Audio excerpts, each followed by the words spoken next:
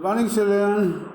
Welcome back to the class online, and we are doing as yesterday we had already started. We have already started a new chapter that was the island of टाइबुलेन. Okay, नाम भी characters के आपको याद होंगे शायद. Dentist, the person who was in dilemma where to go, accidentally वो उस आइलैंड पे पहुंच गए थे. आगे हम लोग देखते हैं उसके आगे क्या क्या होता है. पहले थोड़ा सा रिकैप मैं दे दूँ आपको. रिकैप इसलिए क्योंकि वो चीज़ आप इसको जोड़ लेंगे तो फिर समझ में आ जाएगी बात. याद कीजिए, पहले आइलैंड पे जब वो पहुंचा और घंटे भर लगभग आराम किया, सोया अच्छी नींद में, लेकिन अचानक बहुत तेज़ की ज़ोर की आवाज़ से वो जग गया. इसके बाद वो कई तरह के कई जगह घूमा, लेकिन उसको कहीं भी शेल्टर वगैरह नहीं मिला. यानी वहाँ उस आइलैंड पे शेल्टर जैसी कोई बात थी ही नहीं. कोई ऐसा जगह नहीं था जहाँ पे सुरक्षित रहा जा सके.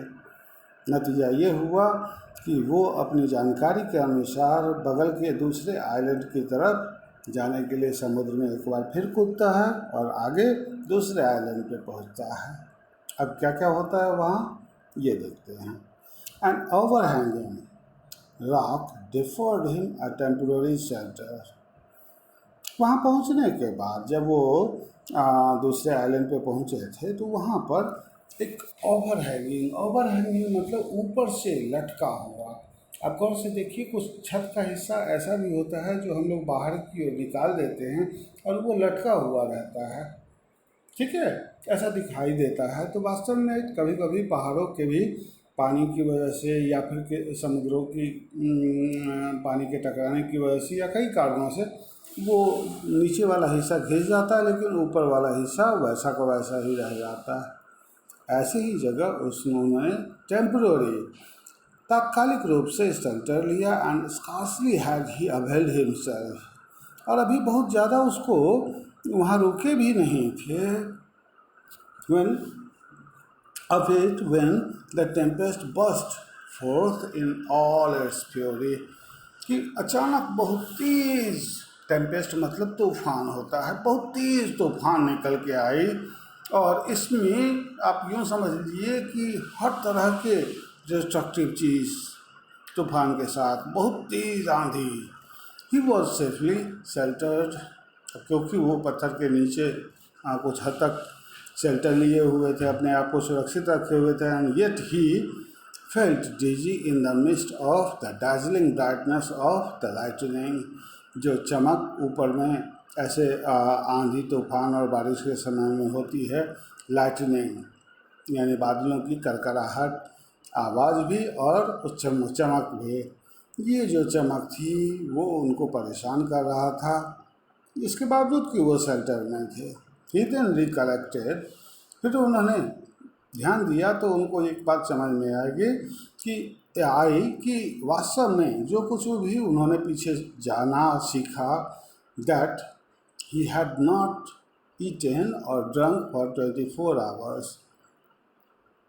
ये सब चीज़ में तो वो भूल ही गए थे कि वो पिछले 24 घंटे से कुछ भी नहीं खाया है, कुछ भी नहीं पिया है, पानी जैसा चीज़ भी नहीं पिया. ही एक्सटेंडेड हिज हैंड्स, हाथ फैलाया आगे. अब कोई हाथ बेगर की तरह नहीं फैलाया, मतलब किसी चीज़ को. And drink the rain water gradually. और प्यास बुझाने के लिए उस रेन वाटर जो बारिश हो रही थी उसी पानी को इकट्ठा किया हाथों में. और लालच में, क्योंकि भूख जब लगी होती है तो हर कोई थोड़ा स्वार्थी हो जाते हैं, उन्होंने पूरा पानी को पिया. that had lodged in a hollow of the rock. ख़ास तौर पे ये hollow मतलब उसको उस हिस्से को कहते हैं जो छेद जैसा बन जाता है. बारिश में पानी भी इकट्ठा हो जाता है और उसी से वो पानी पीते. As he rose, जैसे ही वो उठे, a flash of lightning illuminated the darkness. अंधेरे में चमक फैली किसकी? बादलों की कड़कड़ाहट की, बाइट्स लाइट। और फिर उसी रोशनी में बिटवीन द आइलैंड एंड लेमियरे एंड कैप क्रॉसैली, the dentist saw a fishing boat driving rapidly like a spectre before the power of winds and waves. अचानक एक नई चीज देखा, और वो नई चीज ये थी कि उन दोनों आइलैंड के बीच में, जो अलग अलग आइलैंड थे, डेंटिस्ट ने ये देखा कि फिशिंग करने वाला बोट मतलब मछलियों को पकड़ने के लिए जिस बोट का इस्तेमाल किया जाता है उसको फिशिंग बोट बोलते हैं। फिशिंग बोट को बड़ी तेज़ी से आगे बढ़ाते हुए लेते जा रहे हैं before the power of winds and waves, उस विंड के पावर के सहारे, और तरंगे जो थी वो भी मदद कर रही थी। ए सेकेंड आफ्टर, 1 सेकेंड 2 सेकेंड या फिर कुछ सेकेंड बीते होंगे, ही saw it अगेन, फिर उसने उसको देखा, अप्रोचिंग विथ फ्राइट फ्राइटफुल। अब उस चीज़ को देख के वो थोड़ा सा मतलब चिंतित हो गए। Dentist cried at the top of his voice to warn them of the danger.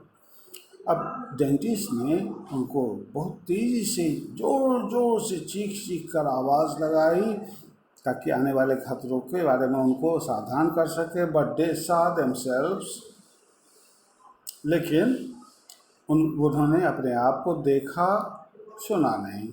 Another flash showed him 4 men clinging to the shelter mast, और उसी शेल्टर्ड मास्ट, याद कीजिए जो मास्ट हम किसको बोलते हैं, जो जहाज़ या बोट के ऊपर हवाओं की मदद से चलने के लिए लगाया जाता है, जो हवाओं को रोकते हैं और उस फोर्स से, उस दबाव की वजह से जो नाव आगे बढ़ते हैं उसको मास्ट बोलते हैं। तो ये मास्ट से चिपके हुए 4 लोग दिखाई दिए, and clinging with fifth clung to the broken rudder, और 5वां व्यक्ति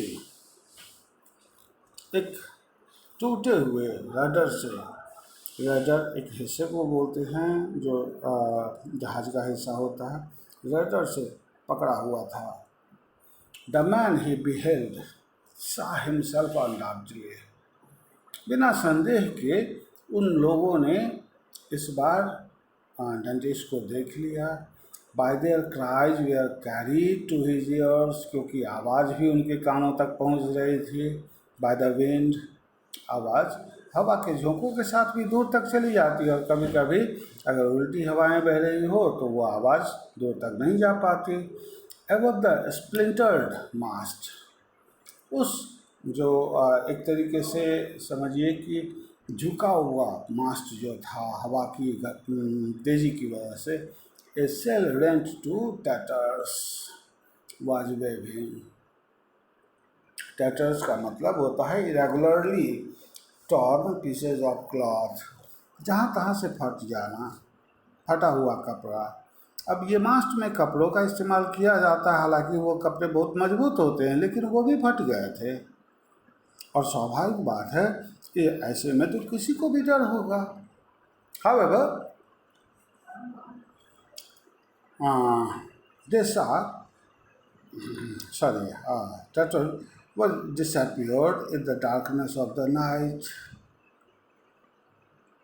was waving, वो जो है हवा में यहाँ से वहाँ कौन चीज़, जो मास्ट का कपड़ा फट गया था वो सब इधर उधर घूम रहा था, मतलब घूमना यूँ कहें कि वो हवा में लहरा रहा था। Suddenly the ropes that still held it gave way, और अचानक ऐसा हुआ कि जो रस्सी जिसको पकड़ के वो लोग खड़े थे, इट गेव वे, इसने भी दम तोड़ दिया। And disappeared in the darkness of the night, और अंधेरे में, रात के अंधेरे में वो गायब हो गए। गायब कहाँ होंगे, जहाँ भी होंगे आसपास ही होंगे, लेकिन वो दिखाई नहीं दे रहे थे। Like a vast sea bird बिल्कुल एक बहुत बड़ी समुद्री चिड़िया की तरह। At the same moment a violent crash was heard.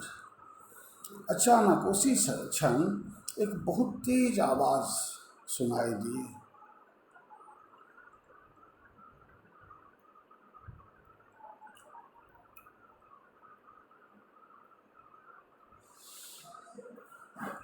एक तेज आवाज सुनाई दी। At the same moment, among the fragments, the floating forms of the happiness, hapless sailors, और लोग वहाँ पर जो तैर रहे थे वास्तव में वो सब के सब परेशानी की स्थिति में डर गए, घबराने लगे। Then all was dark again, और फिर अंधेरा बढ़ता ही चला गया। इस तरह से हम लोग देखते हैं कि ये आइलैंड और आसपास का इलाका काफ़ी ख़तरनाक था। अचानक बराबर आंधियाँ चलती थी। आगे देखते हैं dentis rain down the rocks, क्योंकि डेंटिस उन सब लोगों को देख रहे थे, अंधेरे के बावजूद महसूस कर रहे थे कि कहाँ वो लोग हैं। तो वो उस पहाड़ों के ऊपर से होते हुए दौड़ते हुए आगे बढ़े एट द रिस्क ऑफ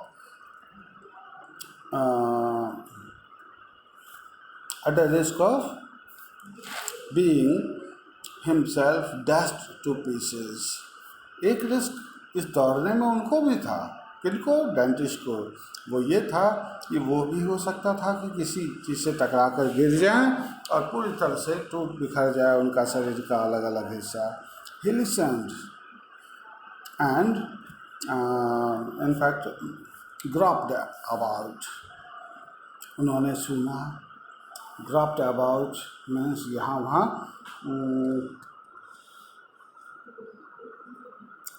कोशिश करी कि जानकारी लें किधर हैं वो। बट ही हर्ड एंड सा नथिंग। लेकिन उस अंधेरी रात में बहुत कुछ सुनाई नहीं दे रहा था और दिखाई भी नहीं दे रहा था। कारण सिर्फ अंधेरी रात ही नहीं थी, हवा तेज चल रही थी। The cries had ceased and the tempest continued to rage. अभी भी आंधी तेज चल रही थी और आवाज़ जो है लगभग ख़त्म हो चुकी थी, आवाज़ नहीं आ पा रही थी। Soon a red streak became visible on the